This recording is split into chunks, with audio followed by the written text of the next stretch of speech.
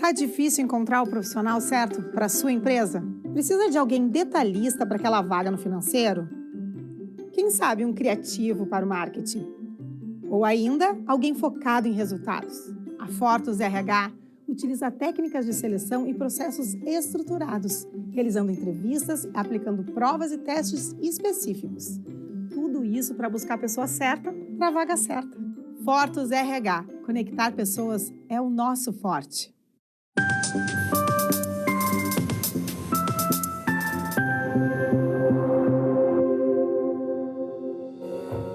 Olá, no programa de hoje vamos falar sobre prevenção e treinamento para situações de emergência. Sejam muito bem-vindos ao Papo Certo. Olá, minhas amigas e meus amigos, bem-vindos a mais um Papo Certo. E no papo de hoje nós estaremos falando com o Dr. Marcelo Luca, que ele é bacharel, mestre e doutorando em Direito pela URGS, engenheiro e mestre em Prevenção de Riscos pela Universidade de Sevilha. Muito obrigado pela presença no Papo Certo. Obrigado, Ivanir. Bom dia, Amanda. Bom dia, Ivanir. Seja muito bem-vindo novamente, Dr. Marcelo. Bom, esse assunto é de extrema importância, então eu te convido a ficar conosco, porque no próximo bloco a gente vai falar sobre isso. Já voltamos.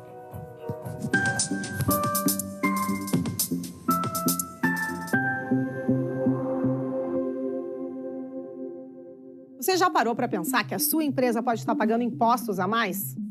O nosso sistema tributário é bem complexo e é comum as empresas pagarem mais do que o devido. Saiba que é possível recuperar os valores dos últimos 5 anos e reforçar o seu caixa. A Fortus Tax é especialista no assunto e já ajudou muitas empresas nos seus 18 anos de atuação. E o mais importante, você só paga pelo serviço depois que o dinheiro estiver na sua conta. Fortus Tax. Pagar o justo é o nosso forte.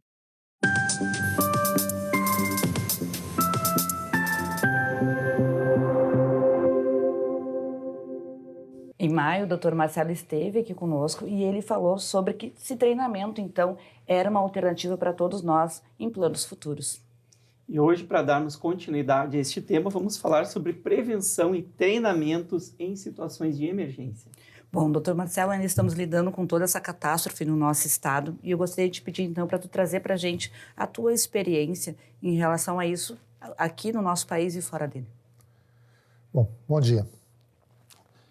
Nós decididamente passamos e estamos ainda passando por todo esse problema, essa tragédia. As consequências estão ainda em andamento. Há consequências que nós não sabemos que ainda estão por vir. Nós, durante muito tempo, seja desde o ponto de vista psicológico, do ponto de vista material, falhas de sistemas, equipamentos, ainda teremos doenças que ainda vão se manifestar durante muito tempo, demonstrou o quanto nós não estamos preparados para lidar com essa situação. Quando começou a tragédia climática nas diversas unidades, mesmo que algumas cidades, como era a questão do Vale do Taquari, que já tinha um histórico, inclusive recente, desse tipo de acidente, as pessoas não sabiam para onde ir. E principalmente não sabiam o que fazer, como fazer, não sabiam que ordem seguir. Houve toda uma confusão, tanto das autoridades, houve uma desorientação geral e houve muita gente, de uma maneira voluntária, tentando ajudar a auxiliar, e em alguns casos, eventualmente, sem fazer a coisa correta, tomando medidas drásticas, medidas desnecessárias ou até indo além daquilo que fosse necessário. A experiência sempre diz o seguinte: tu só faz a coisa certa por repetição, tu só faz a coisa certa por treinamento. E quando é que tu treina? Quando tu te preparas, né? O jogador só faz gol se ele treinou a jogada antes. Uma empresa só resolve seus problemas administrativos se ela se antecipa e prevê problemas. Há algumas máximas em engenharia que a gente lida muito com isso e quando se fala de prevenção de riscos, que é prevenir para poder, sem prevenção, tu não consegue evitar. Então, doutor Marcelo, o senhor já antecipou aqui, mas por que então prevenção e treinamento é o caminho? Porque o treinamento, ele leva à excelência, à repetição, né? Não vai dar para fazer aqui na bancada, mas vou dar um exemplo. Assim, todos nós estamos acostumados, por exemplo, quem é pai, mãe, enfim, se por acaso, de noite, quando os filhos são pequenos, o filho chora durante a noite, a filha chora durante a noite, consegue levantar do quarto, mesmo no escuro, dentro da sua casa, sai caminhando e chega até a criança, ou a pessoa vai até o banheiro, ou resolve acordar no meio da noite e não acende a luz. Vocês conseguem fazer isso, todos nós conseguimos fazer isso dentro da nossa casa, porque é um espaço do qual nós estamos acostumados e estamos treinados, a gente faz repetição daquilo. A não ser aquela vez que a gente está caminhando de noite e daí tem um Lego, um brinquedo, a gente pisa em cima, toma um susto, porque isso é uma coisa fora da ordem. Quando a gente está acostumado a fazer isso, a gente percebe que pela repetição, pelo hábito, as coisas se tornam normais. A gente chega num ambiente, isso aqui está correto, isso aqui é assim mesmo. Bom, por isso que o treinamento leva à excelência. E quando a gente está falando de prevenção, a gente tem que falar de excelência porque a gente está falando de salvar vidas. Em outro programa, tu comentaste que todo acidente ele é previsível. Então, podemos considerar que ele é evitável. O que falhou na previsão que não evitou essa grande tragédia que estamos vivendo?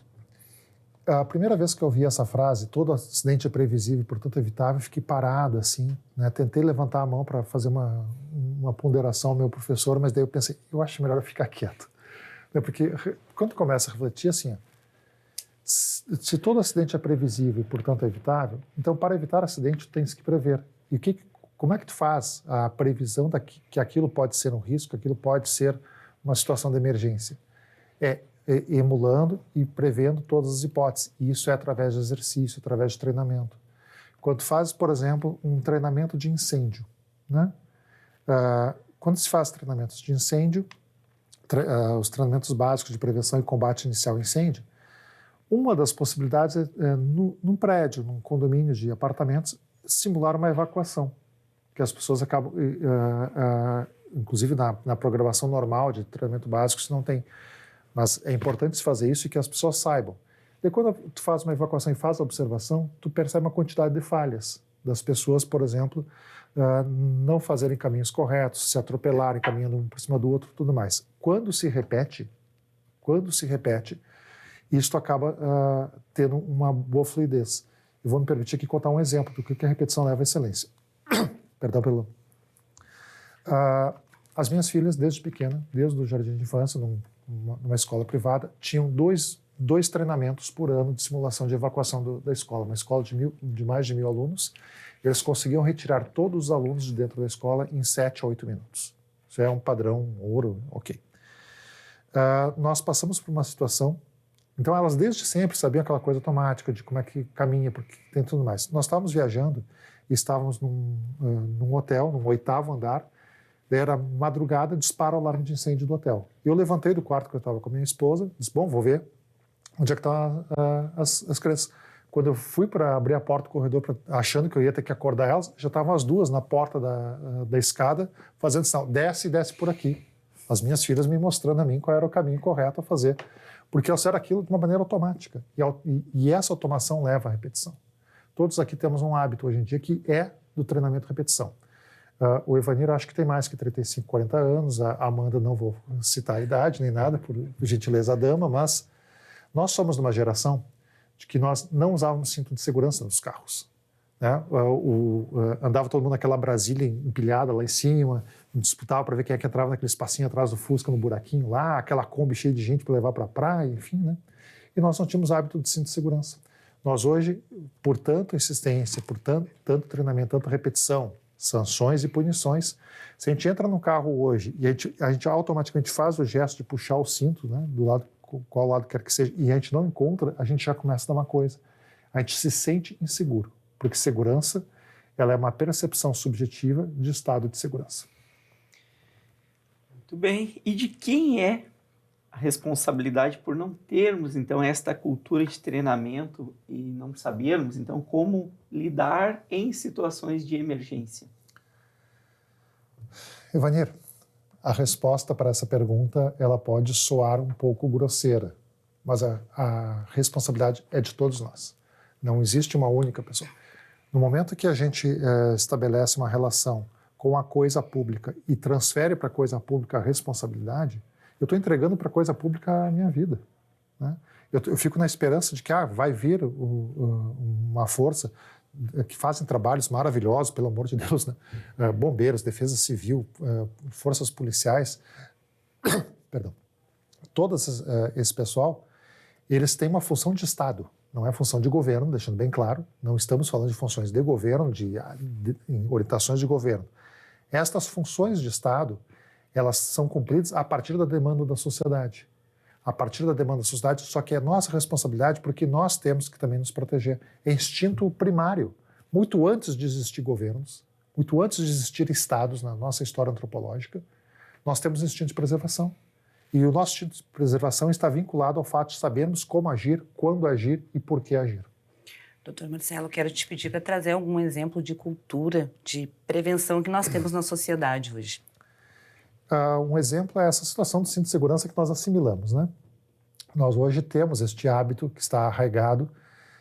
Determinadas pessoas, quando passam por alguma situação, acabam desenvolvendo ou estresse pós-traumático ou comportamento obsessivo em relação àquilo. Não é infelizmente, espero que não seja pela dor que a gente aprenda, mas agora há poucos dias tivemos um novo episódio de chuvas, né? Várias pessoas dando relato que começam a ficar assustadas, que não conseguem mais, que a chuva não relaxa mais, que a chuva acaba sendo uma coisa de angústia. Mas um exemplo de cultura de preservação que nós temos, o exemplo do cinto de segurança, o exemplo de o exemplo de respeitar a ideia de formação de filas únicas, que em aquele tempo antes do conceito da fila única, de organização das situações, o exemplo dos aviões. Quando a gente entra no avião, a gente coloca o cinto de segurança, né? Historicamente, porque em toda a história da aviação sempre se faz aquilo repetição, e eles dão aquela mensagenzinha, quem tem hábito de viajar de avião, eles dão aquela mensagem: prestem atenção nas instruções, mesmo que você seja um passageiro frequente. E eles repetem toda vez, toda vez, toda vez. Nós temos culturas que são construídas, mas isso exige que a gente se disponha e que a gente conheça. E, doutor Marcelo, quanto tempo leva, então, para termos uma comunidade, uma entidade ou um grupo devidamente treinado? De novo, a resposta é meio chocante.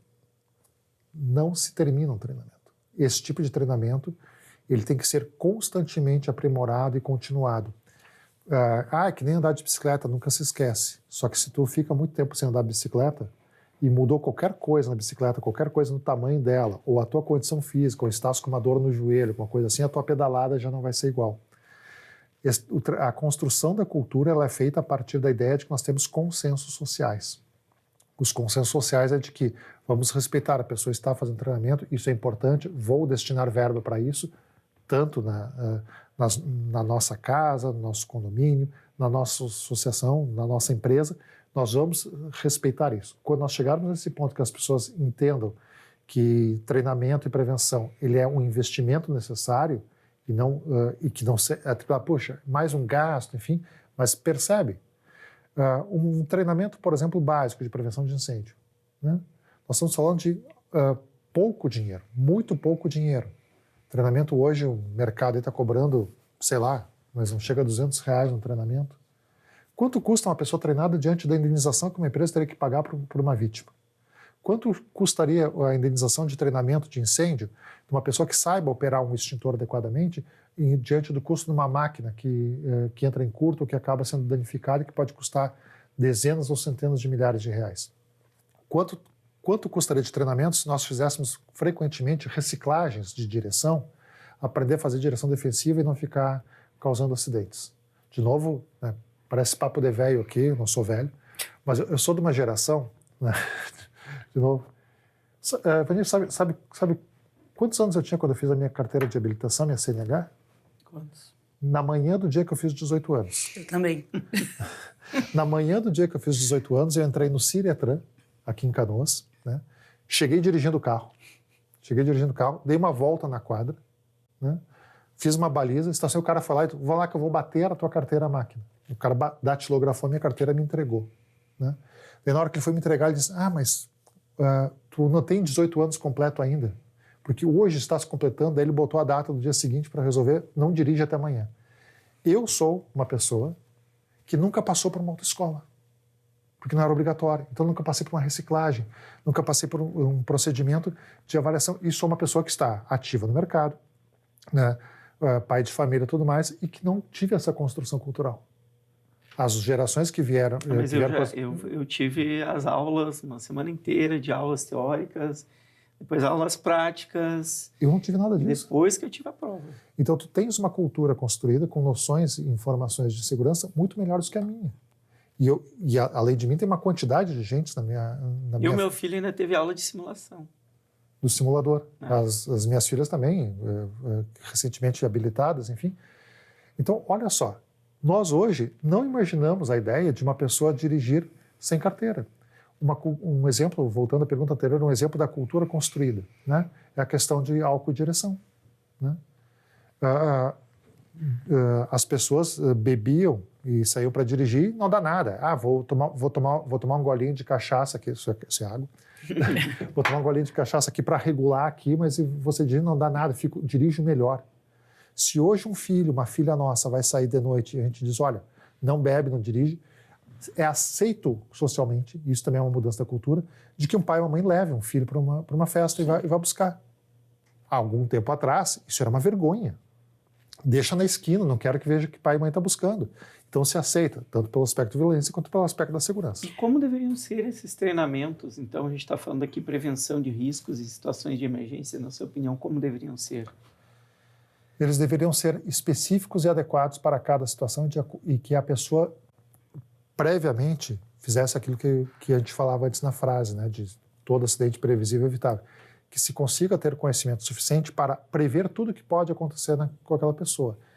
Ela mora numa região que está sujeita a deslizamentos, por exemplo, que está sujeito a enchentes, ela mora numa região que tem alguma fonte de perigo de incêndio, aquela empresa tem algum tipo de contaminação, né? Na medida que tu consiga avaliar previamente e dizer estes são os riscos que eu estou passando. Risco vale não apenas para a família, isso vale para a empresa, vale para o governo, vale para tudo. Para a comunidade. Vale para tudo. A pessoa conhecer. Eu sempre brinco assim, eu entro dentro do laboratório de química e fico pensando, cara, alguma coisa disso aqui deve fazer mal, então eu não toco, porque eu não sei o que fazer, né? Mas o desconhecimento, a ignorância, no sentido de ignorar o que aquilo, nos coloca muitas vezes em risco. Então, o conhecimento é o que salva dessa situação. Bom, pessoal, agora eu vou chamar um intervalo. Em 30 segundinhos a gente volta com o Papo Certo.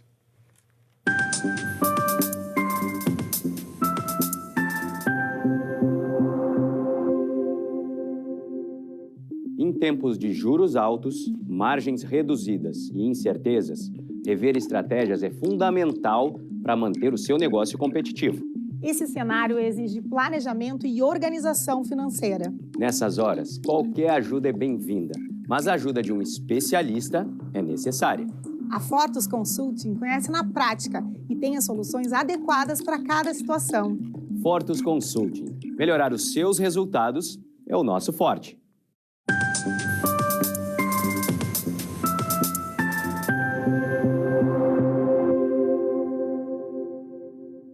Você assiste o Papo Certo também através dos principais canais digitais e simultaneamente pelo YouTube e Facebook. E através dessas duas plataformas, vocês já podem ir lá compartilhar.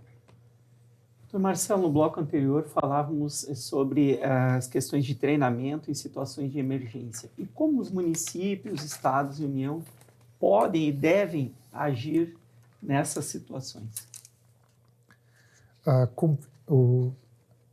Os órgãos, né? Eu quero fazer aqui uma referência forte, levando para o lado do direito. Nós temos que ter uma relação com sistemas de Estado e não necessariamente a de governos, né?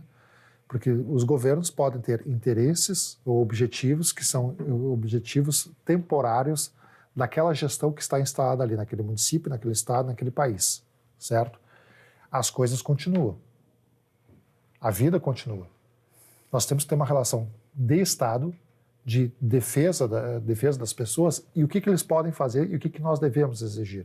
Que fiscalizem, que ofereçam meios para treinamento, capacitação e construção da cultura. Que os governantes deem exemplos de atitudes de conduta que não hesitem ao tomar decisões. Tem uma frase que eu uso com frequência, que é uma adaptação de um brocado de Shakespeare, que é o seguinte: a gestão pública não é um espaço para omissos e covardes. Se a pessoa está imbuída de uma função de gestão pública, ela não pode se omitir e ela não pode ser covarde de tomar uma decisão. Muito melhor pecar pelo excesso, de dizer, tomar uma decisão, vamos investir, vamos fazer tal coisa. Ah, mas para que fazer um muro tão grande? Porque um dia pode chegar. Desde que haja uma explicação técnica, não estou falando de nada de é que é uma preocupação muito grande sempre, onde é que eu vou botar a placa da inauguração da minha gestão, qual é a marca que eu vou fazer, porque muitas obras de prevenção, elas não são visíveis, não estão sujeitos ali. Só que nós estamos daí lidando com as pessoas. E essa é a maior obra que um governante pode fazer, é mudar efetivamente o mindset das pessoas em relação a práticas de prevenção. Doutor Marcelo, alguns municípios possuem leis que falam sobre prevenção de incêndios e acidentes. Na sua opinião, isso basta? Vamos lá, já que eu fiz uma citação de uma adaptação shakespeariana, vou usar um outro poema, né, que é o poema do Drummond, que é O Nosso Tempo, que diz: as leis não bastam, os lírios não nascem das leis. A interpretação desse trecho do Drummond diz assim, que a lei ela não é otorgada, ela é conquistada. Né? O lírio, o símbolo da paz, a paz não é conquistada porque alguém vai lá e cria uma lei dizendo, pronto, não se faça guerra, pronto, não tenha mais enchentes. Não existe essa possibilidade. Né? As leis não bastam. A lei tem que ser efetivamente aplicada, efetivamente fiscalizada, continuada, mas que ela seja arraigada. Nós aceitamos, acabei de citar agora o exemplo da questão do álcool e direção, que é uma lei extremamente rigorosa, tolerância zero com a questão do álcool, né? Ok? E essa lei que é uma lei que as pessoas aceitam, as pessoas concordam porque ela é meritória e ela mudou uma cultura. Se nós temos isso, por que, por exemplo, nós não temos leis que definam, né, a nível municipal, e aqui fica uma provocação lançada, eu acho que nós devemos, desde já, lançar uma campanha, fica a sugestão aqui aos municípios, enfim, a todos que nos assistem, aos vereadores, políticos. O ano que vem, quando completar um ano do início das tragédias, lá, primeiro, conforme o município, 29 de abril, 1º de maio, 2, 3 de maio, nesse dia, parem as cidades ou naquele final de semana e façam uma simulação, por exemplo, de acionar alarmes para as pessoas reconhecerem. Excelente provocação. Façam simulações públicas de tentativas de evacuação para que as pessoas saibam para onde correr. As pessoas perderam coisas, deixaram entes para trás, famílias se dispersaram porque não sabiam o que fazer. Então, por que os municípios, ampliando, porque a lei não basta, né? E usando mesmo o poema do Drummond, né, que fala que as coisas podem melhorar, né? Só que eu não sou as coisas e eu me revolto. Né? Então, se as coisas estão dadas aí e podem ser feitas, a gente tem que se revoltar e pedir. As leis não bastam. E essas questões de multas e responsabilizações pesadas previstas em lei, o senhor acredita que elas funcionariam? Isso seria o primeiro passo. Só que é uma via de duas mãos. Né? As leis têm que ser cumpridas, por exemplo, se um empreendimento acaba fazendo um assoreamento ou aterrando um determinado sistema de drenagem ou não faz o sistema de drenagem. Eu daqui a pouco construo um conjunto de residências, um pavilhão industrial e não tem para onde botar aquelas contribuições de chuvas que tem, acabo largando numa rede pública ou acabo misturando ou não faço dimensionamentos, não faço retardos. Faço uma pavimentação desnecessária de uma determinada área. Desmato, retiro árvores. Vale para todos os segmentos. Isto tem que ser coibido com ação e fiscalização. Fiscalização efetiva, fiscal atuante e, principalmente, que as pessoas tenham canais e consigam reconhecer aquilo de dizer, olha, isso aqui está errado, está acontecendo tal coisa. Muito importante isso de ter os canais, porque a gente percebe que começa pelo poder público, né? Municipal, principalmente, que a gente observa nas nossas cidades, ambientes públicos que não têm ali o plano de prevenção e combate a incêndio. Exato. Não tem ali o mínimo de extintores que aquela instituição está ali cobrando da comunidade. Eu acho que o exemplo vem de cima, né? Essa é uma máxima para mim. Para começar a cobrar da comunidade, enfim, da população, tem que começar pelo governo. Evanir, vamos fazer uma provocação rápida aqui. Já operou um extintor recentemente? Recentemente não, já operou. Tempo. Não faz muito tempo, né? Não sei se a Amanda alguma vez já operou um extintor, mas não sei se tu moras em casa ou apartamento. Apartamento. Se moras num apartamento, tem um extintor no corredor. Tem. Dentro da tua casa não tem. Se na hora que aconteceu um incêndio, tu abriu o corredor e aquele extintor tivesse sido pego pelo vizinho para poder fazer um combate, tu fica sem. Por que nós não temos extintores dentro de casa?